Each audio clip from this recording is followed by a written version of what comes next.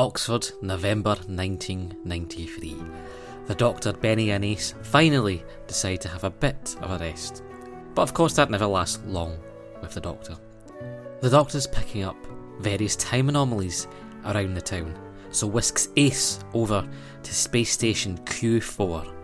Yet as they arrive in the station, it seems to have been ravaged by an ancient force years, maybe even decades ago, where decay and skeletal bodies remain.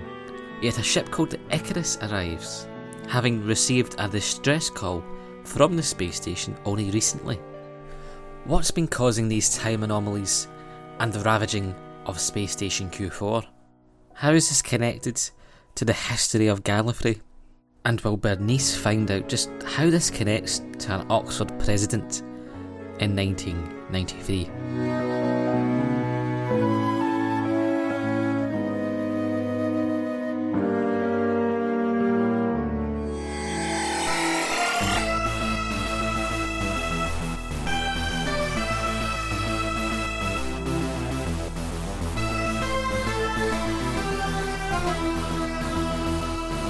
Hello, and welcome back to Two Broad and Two Deep, the Doctor Who podcast where we talk about the Virgin New Adventures starting from Time Worm Genesis all the way through to the dying days. I am Anthony and I'm joined as always by Alasdair. Hello Anthony, how are we? I'm doing better. Folk will know this. It's been a bit of a break from us doing things for all different reasons. I was typical wee green guy falling off his bike. So couldn't do much about the joint, but doing better now at least. How about yourself, Alasdair? I was also laid up. I managed to fall and hurt my knee while hanging up the washing. So as a precaution going forward, I'm no longer hanging up the washing. A move that has been universally well received in this house, absolutely. Yep, not a problem. I would concur. I actually got my flatmate to help me actually put washing up for once in the flat, which was very helpful when you have a knee injury as well. One thing we didn't pick up whilst having knee injuries, however, too much was perhaps the book we were reading, but we perhaps we'll get on to that. Joining us on this travails of the Dimension Riders, which we'll be doing today, returning is Jason Millar. Jason, how are you doing? Guys, I am doing great. Thank you so much for having me back on. It's only about 4 months in terms of the New Adventures release date since you've had me back on. I think it's only 4 months between Shadow Mind and the Dimension Riders, but I'm very happy to be back. Yeah, I'm glad that we at least kept slightly consistent with when they actually released them rather than what we tried to do with starting off trying to do once a month, but you know, we might get back to that track soon enough. For us. Now, it's very good you mentioned about when this got published as well, 4 months after Shadowbind and such, because, you know, The Dimension Riders by Daniel Blythe, this is published November 1993, which wouldn't go unnoticed in the Doctor Who community. I was not alive, so I have no memories, no intuition of what happened at this time in Doctor Who fandom, so I request your help to know. Alasdair, do you recall, you know, what was the vibe like, especially, you know, here in Scotland at the time, even as a Soul fan, what was it like at that time, especially with this book coming out, you know, other dimension related materials coming out with Dimension at that time, you know? Yeah, we don't talk about that other dimensions in time. It was an exciting time to be a Who fan, but there wasn't all that much going on. Obviously, the BBC sponsored venture was less than stellar. There was talk everywhere about Who coming back, but there was always talk of Who coming back. It just got louder with the 30th anniversary. And it did, however, focus a lot of us back on the New Adventures, because, as I've said before, I wasn't religiously following the New Adventures. I was picking up one here and there and trying to keep up with it. And I picked this one up just because it got hyped quite a bit to tie into the 30th anniversary, and quite frankly, the cover is gorgeous. The cover, easily the best thing about the book. I think you were talking about having that as a poster, Anthony. I'd have to agree with you. It was, yeah. Unfortunately, picking up the book and admiring the cover might be the high point of my review of the book. But we'll come to that. Yeah, like it certainly a lightning rod of a lot of Doctor Who material at that time, at the very least. But how about for yourself, Jason? At this time, as a fan, was there a certain vibe in the air for Doctor Who and indeed this book for you? This was my junior year of college, my third year as an undergraduate, and I was in Baltimore, Maryland, in the mid-Atlantic United States. And I had gone through 3 majors in 3 years. And this was the year that I decided I was going to be a political science major, and I was going to minor in writing. That semester, grappling with Samuel Taylor Coleridge and the Rime of the Ancient Mariner, which becomes significant in this book for reasons that we'll get to. Dimension Riders opens up on Thursday, November 18th, 1993, which I can map to a very specific real-life incident for me. This is 5 days before the 30th anniversary, but I was going through a very significant relationship issue that entire weekend, the Friday, the Saturday, the Sunday. And that took up about 110% of my life. And I missed a pretty important exam on campus, which I ended up having to redo the following month, lest I fail a pretty important class. This is a long way of saying, I have no recollection of actually celebrating Doctor Who's 30th anniversary the following week. I was one of very few Doctor Who fans on campus, but I was a pretty vocal part of Rec Arts Doctor Who Online. I would have been aware of Dimensions in Time, but it was another year or more before I actually got to see Dimensions in Time. And as it turns out, I should have waited even longer, but that's a story for another day. I did not actually pick up Dimension Riders because there was a lag between UK release and US distribution of the New Adventures. And the lag got more and more pronounced as the line ended up petering out, such that a lot of places in the United States never even got the final books in 1997, and I had to get them imported from friends in the UK. But it was a pretty short gap in 1993, so I got this book in January 94. It would have been the way undergraduate studies are set up in the States is you have your fall semester from August through December. Then you have a 30-day break, and then winter semester goes from or spring semester, I should say, goes from January through May. I bought this book during the month off between semesters when I was living in my off-campus apartment in Baltimore rather than staying at my mother's house in New York, suburban New York. So I bought this book during January 94, and I had the apartment to myself, and I read the book probably twice in about 5 days, and I was energized by it. You got to understand that the New Adventures were written by, for, and about men in their early 20s, and I was 20 years old, so I was the perfect core audience for the New Adventures. So this book landed for me pretty well because it had the Rime of the Ancient Mariner quote. We'll talk a little bit more about how it harkens back to a lot of older Doctor Who stories. Reading this in January 1994 was one of the best things to happen to me in 1994, put it that way.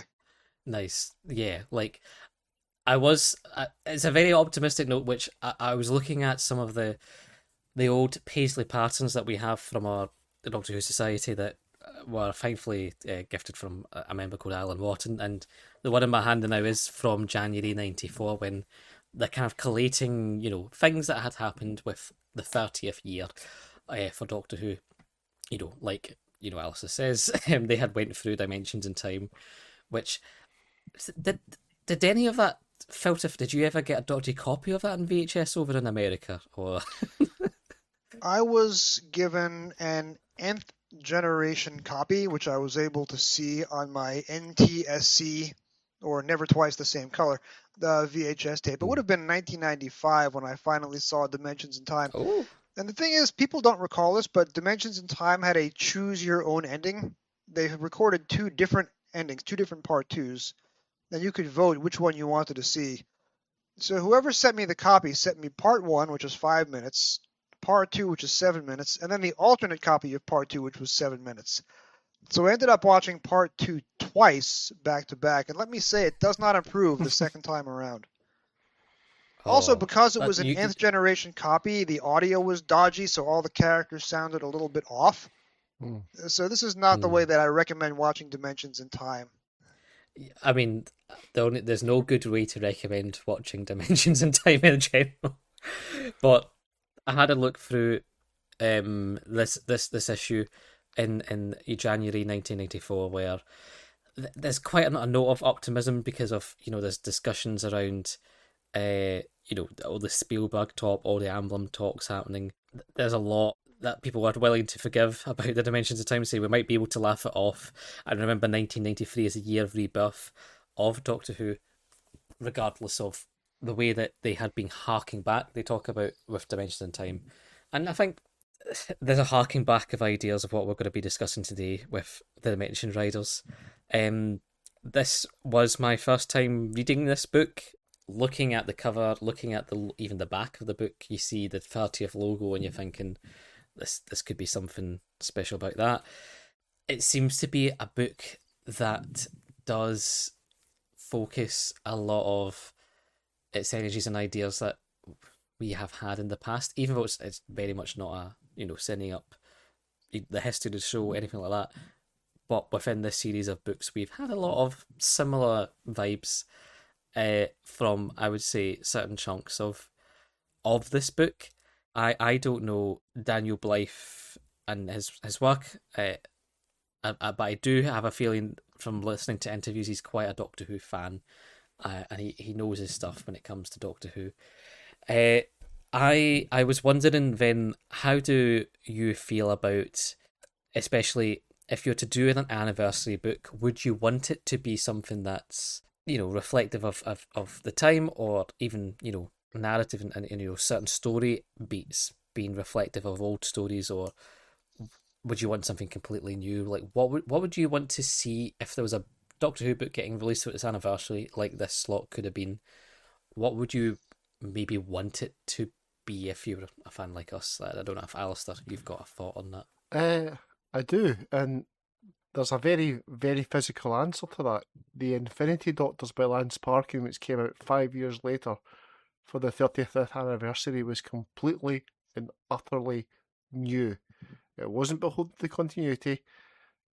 It was a homage to the past, and it was an absolute joy to read from start to finish. It's a love letter to Doctor Who, bound up and sold to the general public. And we need more Lance Parkin in general, but that's, yeah. The Infinity Doctors is how you commemorate, not this. Yeah. I mean, to be fair to maybe Daniel Blythe, I don't know if he would set out to be, commemorating the era. It seems to be that he wrote this idea in his youth, and many, many years before I think even the show was cancelled. As many a 20-something Doctor Who fan seem to has done it in this era. And that's something we need to remember, is that a lot of these writers are writing for the first time, and a lot of them it is their first book, and we're not always as kind as we could be for first time writers, I feel, but that's the nature of the beast with this show, really, isn't it? It's aye. Yeah. I couldn't have done better. It's never no, it's I wouldn't say it to be about him in that way. We're in this editing era of Peter Davil-Evans, and if there's control of the quality and things like that, I would never want to lay it too much at the door of just the writer it themselves. But yeah, I don't know if Jason, if you had an anniversary sort of style story, would it be this sort of book that you would think would come through, or like Alice says, something like the Infinity Doctors, or a classic multi-Doctor story? What would be something you would sort of be wanting as a fan in? Ooh, yeah. I'm gonna have to go ahead and sort of disagree with you guys on this one. So, remembering where we were in 1993, there's no Missing Adventures. There's no Big Finish yet. All you have is the DWM comic strip and the New Adventures. This was not commissioned or planned to be the 30th anniversary story. Rather, it is book 2 in a 5-book cycle, which does contain a lot of continuity elements in all 5 of the books, but it is telling a new cycle of stories featuring a returning villain who is rather passe at this point, having been recycled into Big Finish. But at this point, the big bad behind these 5 books we had not seen, and I won't spoil his identity in case folks haven't gotten through No Future yet, a villain who had not been seen in many, many, many a year. This is the second book in the cycle. Now, yes, this is Daniel Blythe's first novel. For many of the New Adventure writers, it is their first novel. But to quote Stephen Sondheim, don't write what you know, write what you know. And this is Daniel Blythe. This is almost as autobiographical as a New Adventure gets, because the on-Earth parts take place in Oxford, which is where Daniel Blythe had been a student. And yes, the elephant in the room is that this book does begin life as a beat-for-beat rewrite of Shada. But that's fine. A lot of New Adventures do that. You guys are going to be coming across a book when you get to the summer of 1994, which is both a sequel to a Tom Baker era story and a rewrite of Dashiell Hammett's novel Red Harvest. And somewhere in that title you will find a clue. That's what a lot of New Adventure writers would do. They would take their favorite bit of media and use it as a launching point to tell a new story. And in 1993, when this comes out, Shada was not as nauseatingly familiar to us as it is today. Back then, all you had was the early 1993 VHS release of the surviving portions of the story.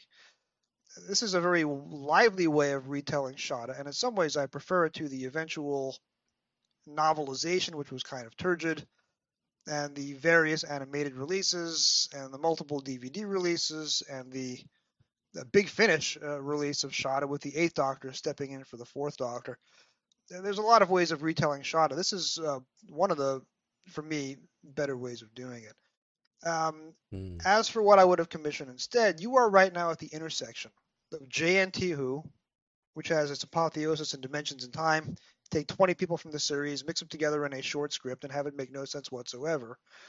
Or you have, presumably, Philip Segal is very, very close to acquiring the rights to Doctor Who to create the TV movie, which comes out about 2.5 years after this. We're at the intersection, the very last gasp of the JNT era. The easiest thing to do would have been to write the 7 Doctors and do a book where all 7 Doctors come together. And perhaps in a sense, Paul Cornell's Time Worm Revelation has already done that. So you don't need to do the 7 Doctors. So again, I don't view this as the 30th anniversary book. I view the whole alternate history cycle as the 30th anniversary celebration. And this is an important chapter of it, but it's not the be-all and end-all of the 30th anniversary.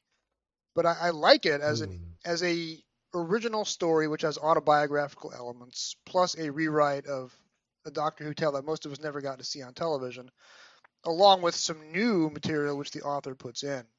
I think it's a very lively story, and I enjoyed the heck out of it in January 1994. And as far as anniversary stories go, Lance Parkin is doing the 5 Doctors, but I'll say that again. Lance Parkin is doing the 3 Doctors, because you have Omega. However, he's doing it in an off-license way where you're never quite sure which Doctor it is. The only hint that Lance gave was that the Infinity Doctors was quote-unquote the Paul McGann Doctor with a twist, end quote. I don't want to elevate one book at the expense of the other. I am quite fond of the Dimension Riders, and I think it gets its brief, and it does it pretty well. Yeah, I think especially with that point about the beat for beat about Shada, I think there's certain influences that, I think Daniel Blythe does wear in his sleeve, and not just, the whole, there's a university city which has a Time Lord or whatever. It's also in his writing style, which sometimes for me it doesn't work, but others it does really sing to that very dry style that he's bringing, because of that similar style story that that you could imagine Douglas Adams having, of some rather surreal situations taking place, having a Time Lord TARDIS car kind of be materializing by the riverbanks, and a professor and some 2400 space officer, arguing with a police officer to not get a ticketing fine. There's some droll stuff which is very dry, that I think does really sing, especially more so in those sort of the Oxford scenes within the book. I guess for me, it's the combination of not maybe just with the alternate history arc, because it's not really something that's been in that. It's actually been before then, when we've had a lot of kind of 2400s era space stories, where some of that dryness maybe doesn't keep me going as much. Like, one thing actually I will be positive about is the characterization. I think this is probably the best book for a while for a fair whack of people, when it comes to Benny, when it comes to Ace, even in terms of what they're able to do, and also the character, because I think without fail there'll always be someone not really pulling the same way that will highlight. Like, Ace will be too overwrought and violent, Benny will have just nothing to do, or the Doctor would be too glum and angry. And to be fair, he does get to that point. That's certain bits, especially near the end of the book. And there's a bizarre recreation of the Remembrance of the Daleks scene in the cafe. But for the most part, I think there is good character within this, and the character really does sing when he is doing a sort of droll, very dry sort of way of bringing sci-fi elements into like a very realistic setting. And that is what I think does work for Daniel Blythe, and like I say, it might not be an anniversary book in terms of, there's umpteen Doctors, there's Daleks flying off and all this, but there's a lot of thematic heartbeats to the past of what you can imagine Douglas Adams writing that style of the dry way of things, having settings like Shada, having scenes like Remembrance of the Daleks in the cafe. Yeah, even a turgid space marine squad a la the late 70s of Doctor Who. Like, there's a lot of influence, I think, that shows maybe a level of cognizance and love of the past, especially probably the 70s, I would say, for him. I want to say, I think you're selling the plot a little bit short. There's a lot in this book that resonates in 21st century Doctor Who, because this is a book that takes place in multiple time zones, and it shows the effects happening before the cause. As most of the new adventures do, you have 3 plot strands going on at once. You have Benny in Oxford, you have Ace in the future, and then you have the Doctor also in the future, but 1 week behind Ace. Ace is in the ruins of the space station, and the Doctor is shot back in time 1 week earlier to see the space station before it was destroyed, and interacting with characters whose rotting corpses he has already seen. So there's a timey-wimey element to this book, to borrow the David Tennant phrase, which Daniel Blythe is doing 25 years before Stephen Moffat coins the phrase in Blink. You have this recurring motif of a person being assassinated in an airport, and then at the end of the book, you find out that the person being assassinated was a character in the plot all along. And 2 years later, after this book comes out, Terry Gilliam releases the movie 12 Monkeys, which features almost an identical motif. I'm not going to say that Terry Gilliam was basing 12 Monkeys on the Dimension Riders in any way, shape, or form. I'd be surprised if he knew it existed. But Daniel Blythe is doing stuff in his early 20s, which other movies and other aspects of Doctor Who are going to pick up on in the future. So I think that element, once you set aside, yes, there's a lot of Shada going on here, the timey-wimey stuff is original to Dan Blythe, and other artists are going to do it going forward, but Daniel Blythe gets there first. I would argue that Birthright was doing that first. Or certainly before it. I don't think it's unique to this particular book, Jason. I think it's more tightly done to be like the different time work of it, like, and how you sort of flushly put them together, because I have distinct memories with Birthright about how you felt when there were strands going off of far-flung future work with Ace and Edwardian era stuff with Benny.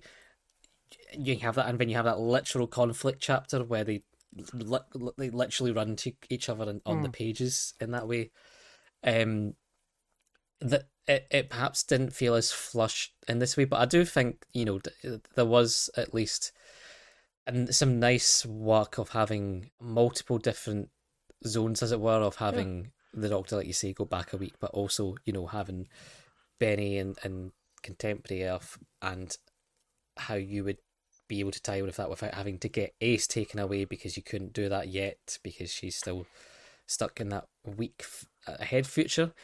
The one thing I really don't get, however, was about mentioning there with the president and how he didn't know he was assassinating himself. I like it's a very clever idea on paper, but I then was sat going, but he knows that's himself. He knows he's the minister. Like, how does he not know he's assassinating or planning to assassinate himself? We've gone to great lengths to establish that he's on his second incarnation. So, where's the regeneration? It's a nice idea in general. It just doesn't really pan out if you think about it too much. It's a shame, because it is a lovely idea that he's lived such a long life, and it's a boring life, he's forgotten parts of it. But it just doesn't quite fly in the page. And which brings me to a point. I mean, I can get why Jason enjoys this book so much. It's a solidly written book. It's perfectly entertaining. It just doesn't quite bring it together for me. There's lots of ideas. There's some really nice ideas in there. Some properly nice ideas in there. It just doesn't quite hang together for me. And I think part of it is the editors maybe let them down, and that they should have been saying, that's a good idea, but we did that 2 books back. That's a brilliant idea, but we've just done that. I mean, maybe even 4 or 5 books from now, this might have worked a bit better, given us a bit of distance. So I didn't hate this book. I'm sorry if you feel I was hating on it, Jason. It just doesn't quite hang together for me. If there's a weak spot to the book, it is probably the prose. I didn't have many problems with the prose when I was 20 years old, because I was not nearly as widely read as I am today. Looking back on it now, yes, the prose is clunky. This is a first-time author who could use some help structuring paragraphs and scenes. The author himself, 30 years on, is still a writer churning out books, and I'm sure if he were to take the same material and rewrite it today, the prose would be a lot more readable. Yeah. To your point about Birthright, I also love Birthright, which I read about 6 months before this, and I don't want to elevate one at the expense of the other, but Nigel Robinson is a terrific, professional, experienced writer. He was one of the senior writers in the New Adventures line, and his prose is much more effortless and easier to digest than Daniel Blythe's writing as a man who's probably 24, 25 years old. But I think Dimension Riders is better about its timey-wimey aspects than Birthright. Birthright does take place across different time zones, but it doesn't have, unless I'm grossly misremembering, it doesn't have 2 time zones 1 week apart, which Johnny Morris would later do to a much more great effect in Festival of Death a few years after this, which also has a similar premise. I think this is much more timey-wimey than Birthright was, because you have the Doctor interacting with characters whose corpses he's already seen, and I don't recall Birthright as having that.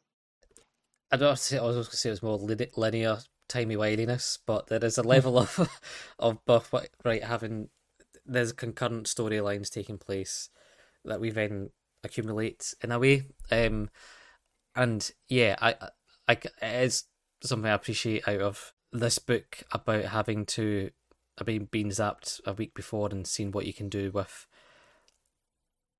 that, in a way.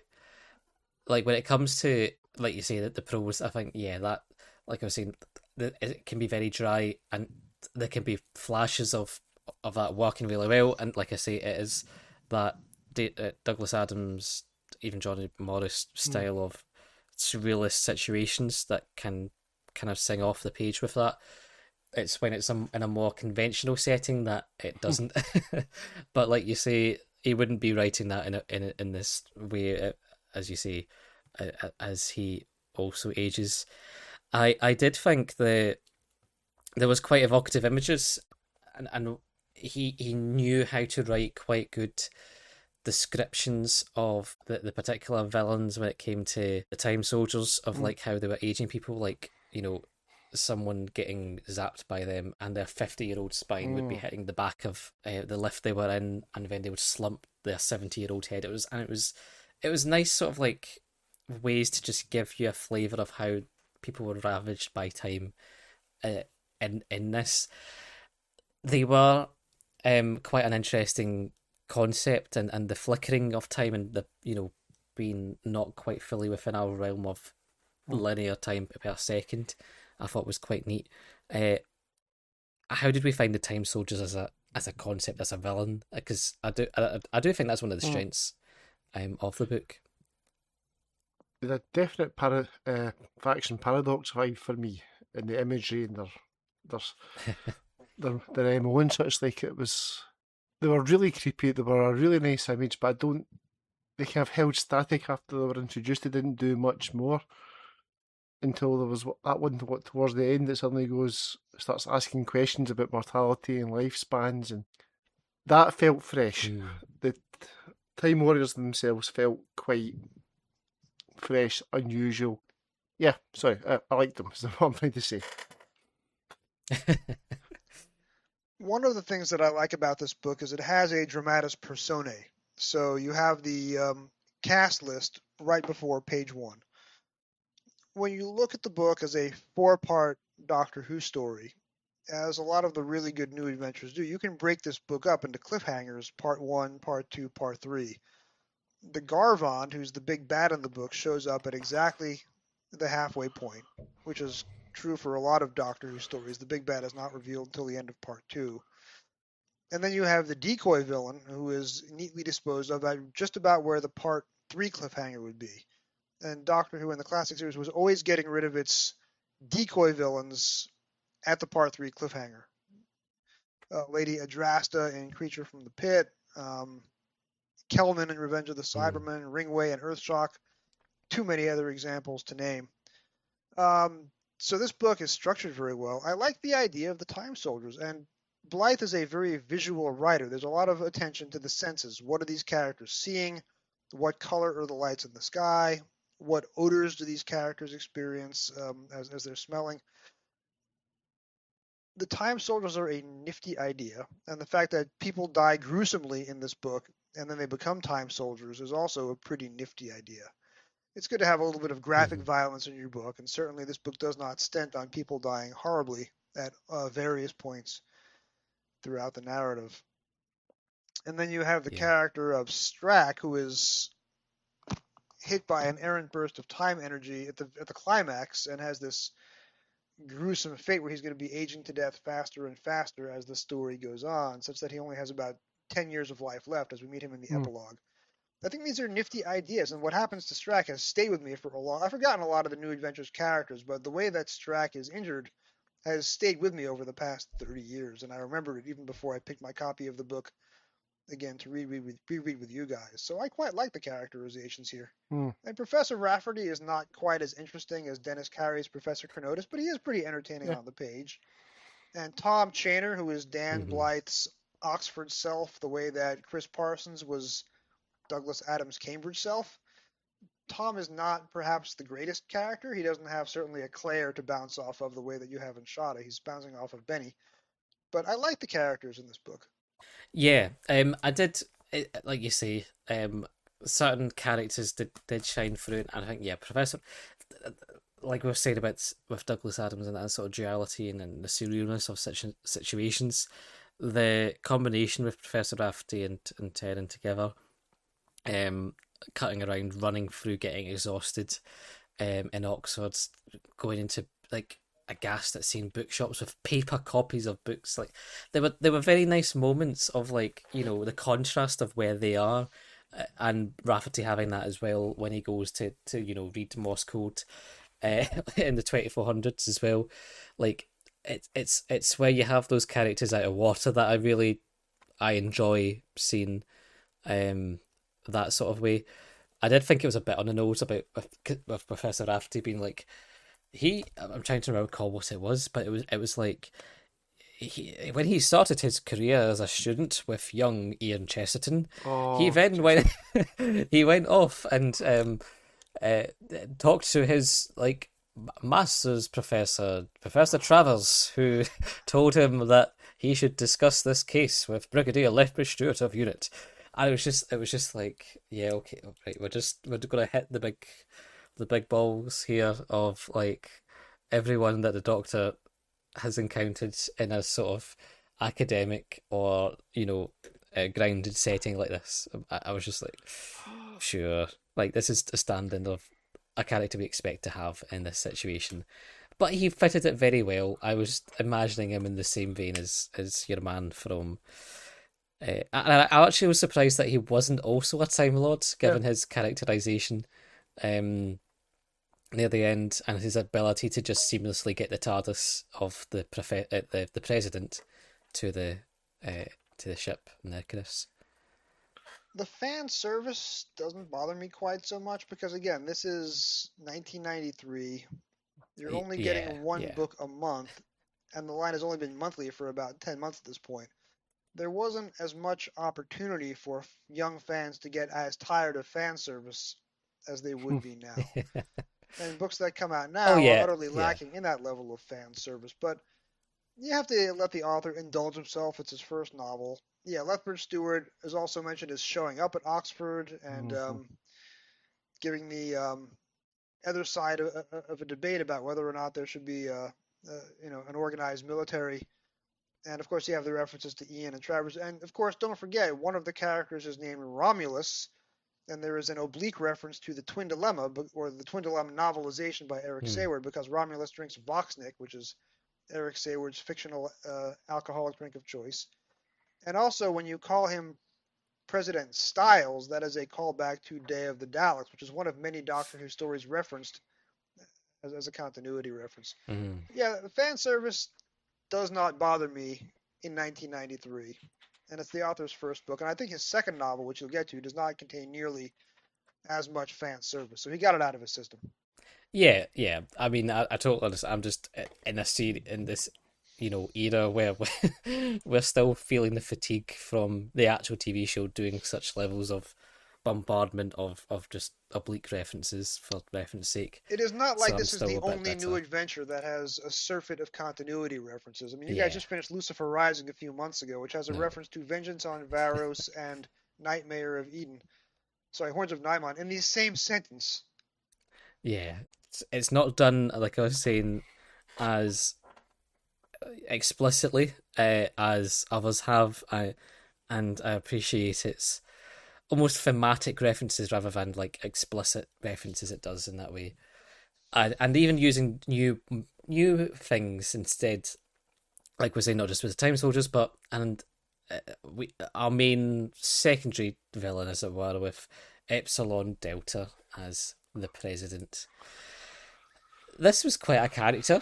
Um, I quite I was really enjoying him, and I thought he was going to last so much longer. And I know what you mean in terms of the structure of where we'd be of a sort of secondary episode 3 sort of cut off. Uh, but it made sense to have that cut off because he was so lacking in his effectiveness of being a proper solid villain. Because he just was like, I'm gonna get a swanky name with a swanky car, and that's going to be all I need to kind of cut around and do big deals with the big boys to try and take over, and be as effective. And he's just literally swiped away, and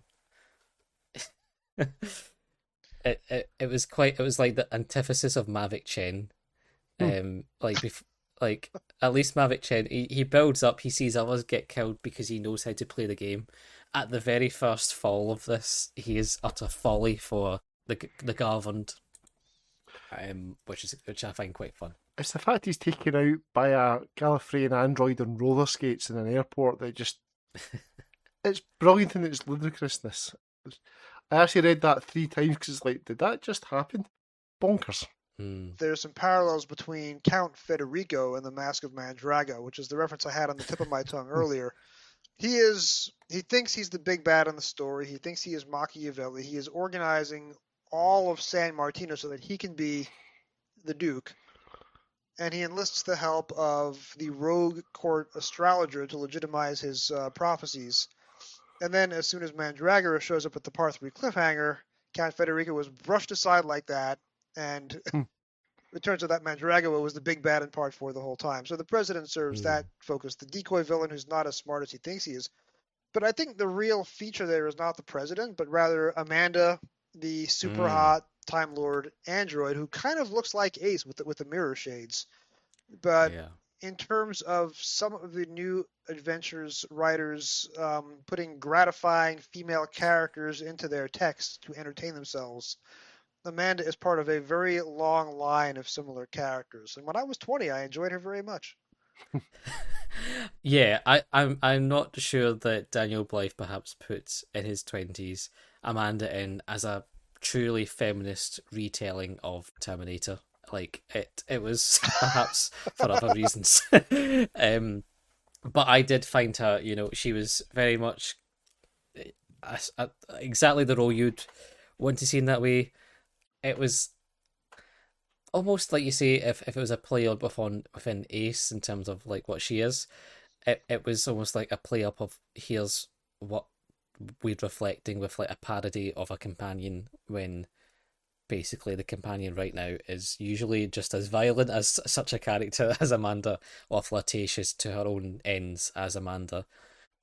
And the fact Daniel Blythe doesn't really go down those avenues that we've seen within other books like Deceit or Lucifer Rising. Like, there's ones where Ace essentially is almost like an Amanda-like character in a lot of ways. So it felt like almost a send-up of like, here's like this sort of, the inflection that you'd have like Wario and Waluigi, but of the Doctor and Ace in a way.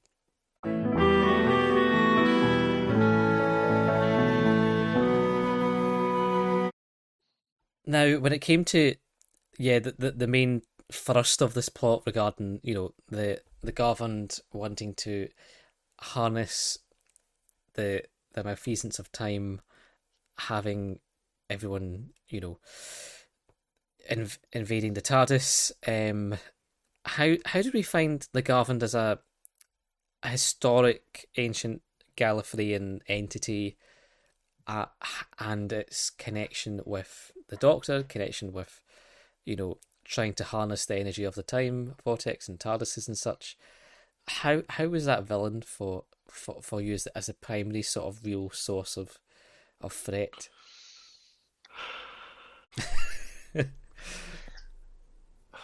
Alasdair's facial expression, by the way, speaks volumes. You could write a 5,000-word essay just based on Alasdair's grimace just there. Yeah, it's just, I wanted to love the idea. The idea of the collective unconscious of the Time Lords gaining sentience and trying to take over things. That's a great concept. That's a brilliant concept. But it was just, you feel like a kind of Poundland Ghost Rider, complete with the flaming skull and the robes and the. I wanted to love it. It's a great idea. It just, the execution didn't really work for me. There was a wee bit of Sutek about him from the Gatwa Doctor, and that probably didn't help my perception of him. Yeah, I mean, there's been I didn't take perhaps that one away. I was actually thinking about, because I have been listening to Big Finish audios. I've actually done it now. Since there's no new show, I've been listening to the 9th and the 13th Doctor audios, and there's one from this new range of the 9th Doctor called Dare You, where it's like, it kind of brings out the worst in people a lot of the time. It brings out how people kind of really feel about something or stuff like that. It's a pretty good and it's like story, and it's essentially, I think, what they kind of are aiming for the Garvan, because it's bringing out the darkest. It feeds on hate, it feeds on the dark thoughts that people have. I think that it kind of got lost through 'cause the telekinetic things of exploring people's minds and such, and seeing their kind of darkest time in their life, but how that then affects them. You could use that as a way of degenerating them to time soldiers and such. I think that was maybe my wee thing that was maybe thinking could be fleshed out a bit more when it came to what drives them, what feeds them, and what that threat could be, kind of in a more direct way, perhaps. If there is a fault to the alternate universe cycle, that's the 5-book run between Blood Heat and No Future, it's that the villains in each story do tend to have a little bit of sameness. Somebody is playing with the Doctor's past in order to trap him in the present. And you get similar monsters who live outside of time and devour time and or people. You're going to see this in this book. You're going to see it in Left-Handed Hummingbird. You're going to see it again in Conundrum, and you're going to see it again in No Future. The Garvond is not the best villain in this 5-book cycle. So that's not Dan Blythe's fault. There are some really good ideas cooking, and he doesn't have the best one. There's no shame in that. The Garvond is not the most memorable part of this book for me, because we'll be seeing his like a lot more as the new adventures go on. But as a finite foil who can wield time as a weapon, he does make the book entertaining, even if he's not as good as similar ideas in books that are coming over the next few months. Yeah, I can see that. It's again maybe tied into just what we were saying earlier about if you are doing such an arc, this is surely something on the editorial side of things that really ought to be managed better. We've said it time and time again. I think about Peter Delphel Evans and the assurances to make sure that you have a steadily flowing series and one that doesn't duplicate too much. And we've talked about the issues we've had of duplicating, which is of no fault of Daniel Blythe. That's again, it's I think more so on the editorial team. I am of that. I want to give props to Peter Darville Evans here, because in his defense, in the early 1990s, how many editors are doing a monthly series of TV tie-in books with a tight continuity from book to book? The Star Trek books were coming out one adventure at a time, but there was no continuity. The Quantum Leap books were coming out every 2 or 3 months, but with no continuity between them, which leads to some very glaring mismatches between 2 books by 2 different authors at any point in the line. Peter Darville Evans is doing Andrew Cartmel Who. He's doing a tightly wound continuity, and each book builds on the last, and characters recur. The book creates its own monsters and villains who return time and time again. Peter Darville Evans is doing what nobody else was doing in the early 1990s. And if perhaps he doesn't do it as well as we would with 32 years hindsight, that's on us, not on him. The new adventures are groundbreaking, and the idea of having this very tightly wound alternate universe cycle where each book leads into the next and each book features the same background villain pulling the strings, I think it's remarkably interesting work. Now, maybe in the execution, there's a little bit left to be desired, but nobody else was even trying this. So we have to stand back and admire the audacity, because Star Trek sure wasn't doing this. No, but I guess with like Peter Darville Evans, it's not perhaps a series of regarding like consistencies about how you would do it when it comes to a sci-fi show tie-in novel. I guess it's more just even consistency of your adventure in a general sense that perhaps is what I think there would be a consistent pattern when editing that range to go, oh right, this is having perhaps similar either utilization of location, time, characterization, like characters as a group, or ideas that we might have done in a way, because having dipped in and out of other ranges of later books, it feels like other editors can, and not to say that this is the, like you say, an early frontier in it, but it would be something you'd hope editors in a wider sense, if they're doing a regular series of books from whatever it may be, would be able to pick up about regularity of plot ideas or characters or settings, perhaps. But again, like you say, that is with the hindsight of everything that's now came since and how people could handle that. And there are things that for him work in terms of, taking punts out on so many younger authors to give them that chance to try out something different, or they at least spin on an idea of Doctor Who. I guess it's because we're having so many, new writers coming in to give their spin on Doctor Who in their 20s. We're now in book 20 of that, where perhaps that's where, well, not to say that all Doctor Who fans are the same, and if they ever got the chance to write the book, they give the same idea, but there's maybe kernels of things that kind of maybe shine through in a way.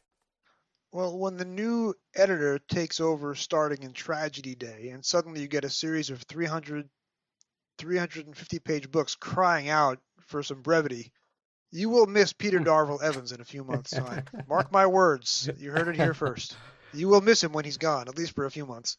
It depends on how those words are written. That's what for me matters. And whether it's, a shorter book or like we've had in some ranges, sometimes they still take as long as also people for me to get through in a way. But I don't know if there's any other notes, thoughts, ideas that folk want to kind of highlight about Dimension Riders now. Jason, if you've got any. I'll let Alasdair go first while I dip back into my notes. No worries. Alasdair? Well, just to summarise, I mean, there's no one particular bit of this I want to point to and say, that's bad, that's terrible, that wasn't well written. It's all absolutely fine. It's just unfortunate that it felt quite derivative from what went immediately before it. What I did find surprising was I kept thinking, oh, this guy's watched Babylon 5. This guy's watched Babylon Squared in particular. And then going back and double checking the dates, it's like, nope, Babylon 5 wasn't at that point when this came out. How the hell do you find yourself derivative to something that hasn't happened yet? To the point where I actually started picturing the two lead commandos from the future as Michael Garibaldi and Geoffrey Sinclair. They were that close to those characters. It was quite impressive. I wanted to like this book. I really did, but it just didn't quite land for me. There's no one thing I'm going to point to and say that's what ruined it for me. That's what killed it. There's a few instances of Daniel Blythe doing things that other authors are going to do. So, for example, there's a phrase, an army of ghosts, in Chapter 9, which was not an in-joke at the time, but army of ghosts sure is an in-joke now. I've never been to Oxford, and I believe the Oxford College in this book is fictional, but the Hinchcliffe building almost certainly has to be a reference to Philip. Some of the prose is really good. One of the spaceman characters finds his patients, quote, in a decaying orbit, which is a terrific way that an astronaut would think of things. And that's about all from my notes that we have not talked about so far. We should talk about there was a lot of, quote, unquote, dark Doctor going on in the New Adventures. Yeah. A lot of the writers are taking their cues from Marvel Comics in the 1960s, where the characters have angst and are tormented, which is something that was not happening at all over in DC, or as Stan Lee called it, Brand Ech. Daniel Blythe gives his Seventh Doctor the benefit of the doubt. We understand why the Doctor is doing the manipulative things that he does, and there is a little bit of angst that was probably forced upon the novel by Peter Darvill Evans, like a scene at the end where Benny tosses a coin to decide if she's going to leave the Doctor or not. That didn't quite ring true to me. But this is Daniel Blythe doing his take on the manipulative Doctor, and it's much more sympathetic than we're going to get in other manipulative Seventh Doctor novels of the era. Yeah. So I have this one rated pretty highly on the whole as far as the New Adventures go. There's quite a few nice Dark Doctor moments. The one moment I did particularly enjoy was when the Doctor appears as like a silvery blue hologram. So that was a deliberate nod to the introduction of the last few seasons of Doctor Who. Sylvester McCoy, the big silvery light, and just even the wink. They got the wink in. There was a few nice nods. Yeah, And Blythe also gives names checks to authors he likes. There's a reference to Julian Barnes. There's a reference to Andre Gide. I think I have that Mm. pronounced correctly. So Blythe is telling us what he likes to read in his spare time, which is also pretty neat. I like when the author's real lives are showing through. This is not just fictional 24th century soldiers. This is Daniel Blythe telling Yeah. you what he's about. Also, the yeah, repeated use of Larkin, it's the most I've ever enjoyed Larkin in my life because I absolutely loathed them in high school. But the idea that a world-weary, tortured soul would like Larkin was like, okay, that's the best use of Larkin I've ever seen in my life. yeah. Like when it came to the Seventh Doctor, we've just kind of discussed it before. In some ways, are just about what he does, and I think I've kind of used the term of like the Time Lord Victorious sort of thing of where he does have that angst of about what he actually is doing things. There was a quote in it at some point. I don't think it was at the bar scene that I wrote down, which was like, "This isn't my job. I don't get paid for it. I don't get any kind of reward. I've never asked for any. Sometimes there are some, the smile of the baby child, this first sunset on a soft and newborn world, the taste of the purest spring water, untouched by any pollution of man's making. But it's not enough." And it's something that, when it came to the Seventh Doctrine, that's seeding of that idea. It's not overtly used too much because he just kind of not he kind of shouts at others when he's getting too prodded about such issues. To be honest, near the end, but there's certainly a feeling about this Doctor within this novel at certain points that he does have a lot of moments of reflection, like that bar scene, things like that. It's very what what people who are writing as 20 somethings about Doctor Who perhaps want to see further, within their Doctor Who, and I think that was a nice succinct way that Daniel Blythe had written it. When it comes to this book for myself, like I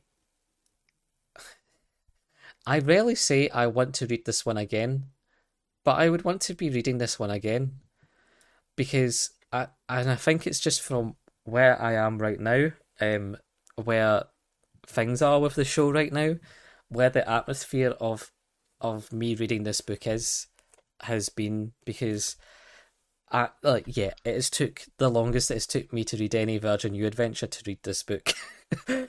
And the issue is that I can't quite.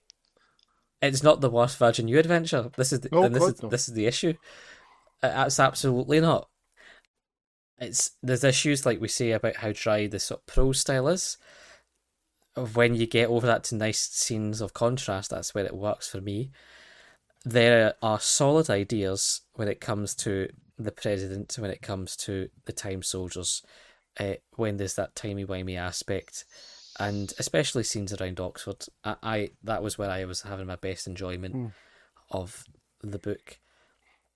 But I think just for what Alasdair says, where this book falls, if I was just picking this up like seemingly more people than ever did in November 1993, given the sales amounts of the books, I actually probably would have had a good time. I would have had a good time with it. If this was the first book in the range rather than Time Bomb Genesis, I would have had a great time with it. I just think it's where it's fell within the range for me, where I am with fandom right now, given the whole disarray that we're entering with a new Wilderness era, even if it's going to be half of the length but twice as enjoyable as what we've had in the past. I just it was not it's not the right time for this book for me, I think, and I think it's something I do want to revisit in the future, because I think there's good kernels of things in here, isolated on its own. If I could go back in time a week, perhaps, with all that I've known, maybe I would have been able to have saved the charred thoughts I've got lying around about it. But Well, yeah, well, you quite often ask us, Anthony, if we would recommend this book to first-time readers, and This is Oh. the very definition of yes, because given that most of my problems with it is it resonates too closely with what's come immediately before it, if you read that without that baggage, strap yourself in. This is a brilliant. Yeah. This is a brilliant ride. Yeah. I would agree with you. Yeah. Yeah, it very much doesn't, in terms of like references of where people are in their arcs and stuff like that. There's not too much No. about ace angst. There's an arc about that regarding her distrust, getting to the level of trust. That there's a little explanation, like we say, about the Doctor being angsty as well. It touches all the sort of bases you'd expect for a Virgin New adventure novel. It's almost like the proto. It's like your here's like the most standard Virgin New adventure novel that you could maybe have, perhaps. And that in itself is how you celebrate the 30th through 30 odd years later, having this now as your standard bearer, perhaps. But that's where I'll stand on it. We did have a fair whack of comments about it, actually. I'll send you a postcard. But I don't have an address. Oh, I'll put it in a bottle and throw it into space. It'll reach you in time. So what you have first up is from Dr. Sinister. Great cover, but left absolutely no impression on me whatsoever. Followed by Doctor Who and the ... I presume there's another name in there somewhere, so... I think it's Doctor Who in the Mid-Journey. Oh, yes, another one. Amazing cover. One of the few books I couldn't finish. It does seem to be something of a theme. Tim the Time Lord. A massive reversal in my memory. This was a tension-taut book with an implacable enemy. On rereading it, though, it was a confusing, overlong, uncertain mess. Too many characters underused, too many dangling plots, too much strong concepts from Dick Gallifrey's past and going nowhere with them. All done better in Dirk Gently's holistic detective agency, and would be done better again in Matrix by Rob Perry and Mike Tucker. Good cover art, though. There's a definite theme running through these. We've got Peter Watson then with best cover in the range. Witchmark I think might beat it for me, but it's definitely top 3. It's comfortably top 3 for me. I wouldn't argue too much. Yeah. And then I've got one here with the So name. this, sorry, that's Ian Christensen illustrations on Thank you. Instagram.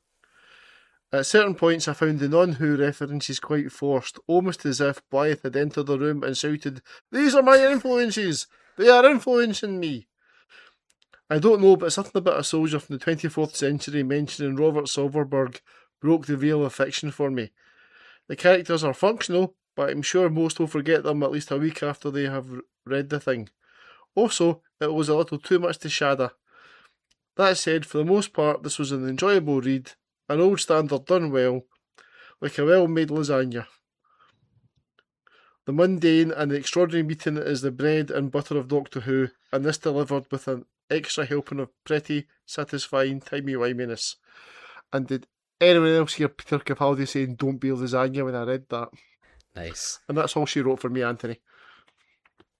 No worries at all. The last I have is actually from Blue Sky. So Alex Wilcock says, the Dimension Riders might be the most, well, it's not bad, but isn't it a shame that ... New Adventure, isn't it a shame that name-checking Shada doesn't let you off for trying to be a grim dark Shada? Isn't it a shame that we've got a bit tired of Ancient Time Lord tie-in evils from the Dawn of Time? Isn't it a shame that it's sandwiched between two vastly better books? Isn't it a shame that Criss Cross and Times and Paradox were at best adequate even before Moffat did them even more prominently? Isn't it a shame that... No, it's a bit of a shame for the author that the cover overshadows the book within, but it's a glorious one for all the rest of us. Jeff Cummings probably gives it the most iconic New Adventures cover. And if that's all there was, that painting titled "The New Adventures, the Dimension Riders" we would be wild enough. Just to maybe like mention about the cover, since that is the predominant thing, and I don't agree with Alex on all of that there. But with the cover, this is Jeff Cummings' first Doctor Who cover, because he did this one first. and was drafted in to do Blood Heat very last minute, which is why he had the inferences from what we referenced in the last episode, because he'd had to do it very quickly. So the fact that he had time to work on this as his first cover, I think it does show. Next we have John Isles, one of my favourite covers. I once colour photocopied the book cover and made myself a bookmark. I remember enjoying reading the book as well, so that's good. Graham Buck, best cover of the range, share about the book. James Lark, if you could only judge a book by its cover. Daniel Blythe does shadder but replaces wit with laboured attempts at emotional depth. Tediously angsty, impossible to follow, and a version of the Doctor that has nothing at all to like. And don't get me started on Ace, the girl who wouldn't grow up. Oh my goodness. Sorry, Jason, this is an utter onslaught. Even for me, who's like, I just need to revisit it in a better headspace, I'm just like, oh, people really didn't like this. I am sorry the person was offended by the reference to Robert Silverberg, so I'll refrain from pointing out that I once made coffee for Robert Silverberg's mother. Oh, that's True That story. is a very, very fun fact. David Kitchen. I had few memories from my original reading, but when I reread it a few years ago, I really enjoyed it. A solid space and time adventure with good use of the Doctor. As I read it, I noted how many things from the 90s TV it was referencing, only to realise it predated all of them, ahead of its time. Exactly what Alasdair was saying, regarding perhaps probably the Babylon 5 references as well. Lord Fenric says, excellent, intriguing cover and title. An okay book and a mostly great arc. Love the Shada shoutouts, influence. The characterisation of Bernice, Seventh and Ace are pretty good if I remember correctly. The story itself, supporting cast, actual writing are average at best. Very much a 6 out of 10 because I enjoy it despite its weaker aspects. And the last one of Herald of Creation, who said, great cover, but if I remember correctly, most of what is in between them is pretty incomprehensible. Not the worst in the range, though. The only alternate history arc novel I actually liked was Conundrum. I felt the whole thing was a bit self-indulgent otherwise. Yeah. So, Well, that person is telling on himself because Left-Handed Hummingbird is one of the all-time greatest, so nothing pleases that person. Yeah, well, such seems to be Doctor Who fans. It's an interesting response that I think we had most comments being nice about the cover than nice about the book, which is perhaps a shame. Like I say, I think one day I shall come back. Yes, I shall come back and go read the Dimension Riders at some point. But until then, I can't remember the rest of the quote, so I'm just going to, on that note, thank Alasdair and Jason for coming on and discussing the Dimension Riders. Jason, where can people find you? I am on Blue Sky at Doctor Who Novels, Dr. Who Novels. We're in the final year of Doctor Who literature. We are up to the last dozen or so Target novelizations in the early 1990s. The show is on a very temporary hiatus as I get the rest of the season together. I want to point out that Justin Richards just passed away the other day as we record this. He was, his first new adventure is coming up in a few months for you guys. He was a very important voice in Doctor Who fiction for the next 30 years after Theatre of War comes out. I will be hosting a tribute episode to the late Justin Richards on Trap One, the Trap One podcast. That records in about a week. You can expect that to hit your podcast app of choice at some point in mid-July 2026. My thoughts and condolences to his family. Yes, it was quite sad to hear. Justin Richards, indeed, of the Virgin New Adventure Parish, where he first came with Theatre of War, untold amounts of... I mean, I remember seeing his books as a kid in bookstores when it came to the Ninth Doctor books he was doing and such, and enjoying them as a kid so much as well. So he was one of those rare ones that I think went through the generations of Doctor Who eras and writed with many people enjoying there, as well as Big Finish, as well as just, he seemed to be really sort of, I think everyone's came very strongly and giving lots of great memories about him and his work as well. So yes, we're also sad to hear of his sudden passing. On that note, we will be back hopefully next month. We're roughly going to be back on track, I think. We'll be back discussing the Left-Handed Hummingbird with Seamus from the Glasgow Doctor Who Society. So until then, thank you for listening, and we hope to hear from you all soon.